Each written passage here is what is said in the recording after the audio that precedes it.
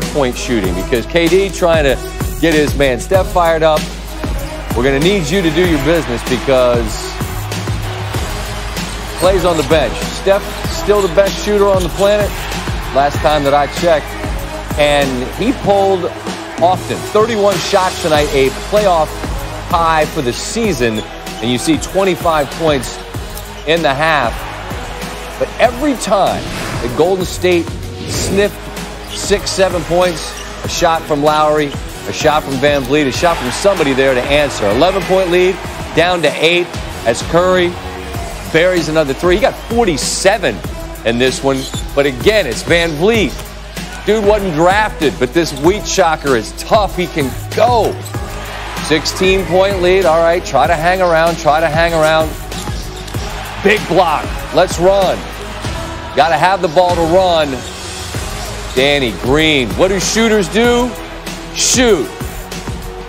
47 career threes. He was 6 of 10 tonight from 3. All his shots came from there. But how about this? Shooters normally don't chase down breakaway layups and get blocks. And that's what he does right here. As the game was a 10-point game at that point, Klay could only stare and seethe about not being out there on the floor. 10-point game. Again, you never know against this Golden State squad. Nobody spookier to be trying to put away. Van Vliet, all 3 of these. As Kawhi finds him, Golden State fans wanted to travel, didn't get it. Van Vliet. 17 threes for the Raptors in this game. Jurassic Park, man, they know they're just 2 away from their first ever NBA Finals victory and a parade. And you see the most NBA Final games with at least 6 threes. Steph's got 8. Danny Green is now in second, passing Ray Allen and Klay Thompson after a big performance. And he is standing by live with us now. Danny, thanks for sitting down. Congratulations. You were able to watch and hear me describe some of this. And you know what I'm going to do? I'm going to start with that defensive play because I said shooters shoot, but shooters don't always show that much effort on the defensive end with a chase down block. How significant was that given where Golden State was in the game? Very significant. I mean, every possession was key tonight. Not just myself, but Serge sprinted back, Kawhi, Kayla, everybody did a great job. We knew that was the key for us. And that's where I hang my hat on that end of the floor. I know offensively I'll get some looks, sometimes I won't. But either way, I got to play defense and bring energy. So regardless of what was going on offense, I had to make sure I got back on defense, found my man, try to limit Steph as much as possible. Obviously, we didn't do a great job. We got to do a better job next game. But, you know, we had to get this one to take back home court. But, you know, we still have a lot more work to do, and we know we have a big task ahead of us. Wow, that's a great look. As you're describing it, we're seeing it's like the namesake Raptors would imply. If it wasn't going to be you, Lowry was right there trying to put it off the glass. Now, I was saying shooters shoot. That's the cliche, but it's true. And we know that the Eastern Conference Finals wasn't your greatest shooting series. But how do you describe sort of the level of confidence that you bring with you nightly in spite of whatever might be going on, shots going in or not? I mean, you know, I have to really give all the credit to my coaches and my teammates. Man, they do a great job of encouraging me every day, every practice, every shot that I take. And obviously, it's easy if you see one go in. Sure. But it's a new series. They stuck with me regardless. You know, Coach Nurse is stuck with me regardless. Continue to encourage me and run some plays when we call my number. And you know, when it's there, I was able to get a good rhythm. We had some good movement and see a few go in, which helped build the confidence a ton. Obviously, a big talking point for the remainder of this show and until you guys play again Friday is the fact that Klay is out. As a group, when you know he's not going, I mean, it's easy for me to sit here and say you all said we have to have this game. But how accurately would that describe the mindset you all had with Klay and Durant both out? I mean, the mindset is still the same. We had to have this game regardless. If they're playing or not, we got to win games. The finals. You want to win every game you step on the floor. But obviously with him being out, you got to take advantage of that time. You got to take advantage of that game. And hopefully next it's a quick turnaround. So, you know, we got 1 day rest in between and the game 4. So we got to take advantage of that one as well. If we want to, win the championship, we got to, take advantage of as many games as possible while they're not 100% healthy. But, obviously we want to play them 100% healthy. We want those guys on the floor. We want to take on that challenge. We want to beat, the best. But sometimes it doesn't happen that way. Right now we just got to take advantage.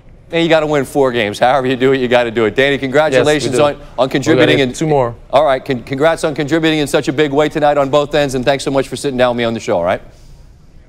Thanks for having me, man.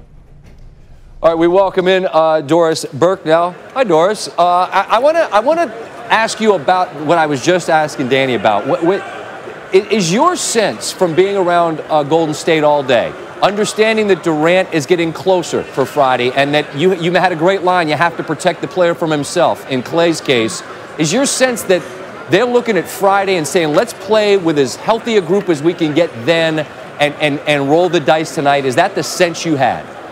Yes, absolutely. I think there was real concern of a risk of worsening that right hamstring strain for Klay Thompson, and you do have to protect a man like Klay. Remember, this is a man who had blood coming out of his ear in the Western Conference Finals a couple of years ago and actually got back on the floor. This is the guy who had several teammates tell me last year should have never played on the ankle he played on. So Klay was hurting. It was absolute torture for him. We had great footage of him during the course of this game. Yeah. It is killing him. But I think they made the right choice because, you know, I think they're hoping Friday both men are back.